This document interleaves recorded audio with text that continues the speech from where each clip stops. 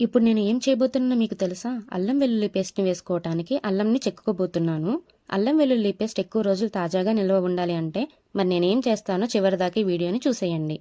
అబ్బా! మట్టి మట్టి. ముందైతే అల్లంని వాటర్‌తో క్లీన్ చేసుకొని రావాలి. క్లీన్ అయితే చేసేసుకున్నానండి. మరిక మొదలెడదామా? అదేనండి, పేస్ట్ వేయాలంటే అల్లం వెల్లుల్లి చెక్కు తీసుకోవాలి కదా మరి. మీలో ఎంతమందికి అల్లం చెక్కితే చేతులకి మంట, వెల్లుల్లి వలిస్తే గోర్లకి మంట, ఇవన్నీ చేసి పేస్ట్ వేయడానికి అర్ధగంట. ఇదంతా ఎందుకు?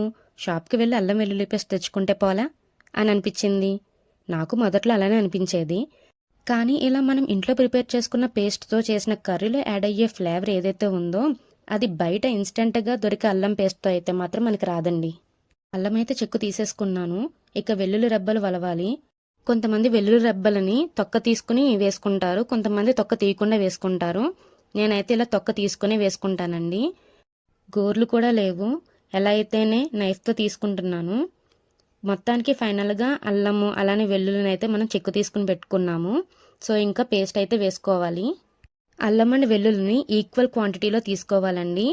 ఇప్పుడు వీటిని కచ్చాపచ్చాగా కానీ ఫైన్ పేస్ట్లా కానీ మీకు ఎలా నచ్చితే అలాగా మిక్సీ అయితే పట్టుకోవాలి.